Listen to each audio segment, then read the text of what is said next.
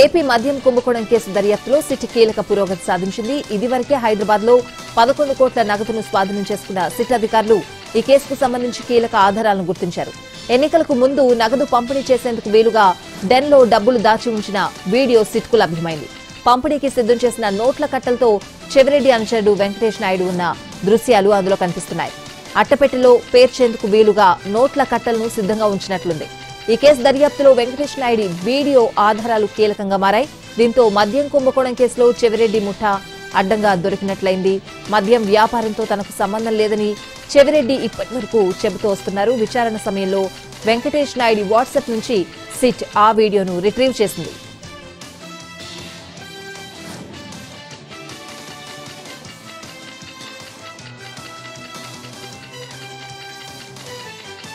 AP మద్యం కుంభకోణం case దర్యాప్తులో సిట్ కీలక పురోగతి సాధించింది. ఇదివరకే హైదరాబాద్ లో 11 కోట్ల నగదును స్వాధీనం చేసుకున్న సిట్ అధికారులు ఈ కేసుకు సంబంధించి కీలక ఆధారాలను గుర్తించారు.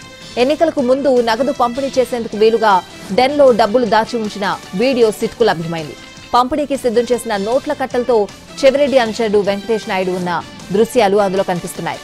అట్టపెట్టెలో పేర్చేందుకు వీలుగా నోట్ల కట్టలను సిద్ధంగా ఉంచినట్లుంది. ఈ కేసు దర్యాప్తులో వెంకటేష్ నాయుడు వీడియో ఆధారాలు కీలకంగా మారాయి. దీంతో మద్యం కుంభకోణం కేసులో చెవిరెడ్డి ముఠా అడ్డంగా దొరికినట్లయింది. మద్యం వ్యాపారంతో తనకు సంబంధం లేదని చెవిరెడ్డి ఇప్పటి వరకు చెబుతూ వస్తున్నారు. విచారణ సమయంలో వెంకటేష్ నాయుడు వాట్సాప్ నుంచి సిట్ ఆ వీడియోను రిట్రీవ్ చేసింది.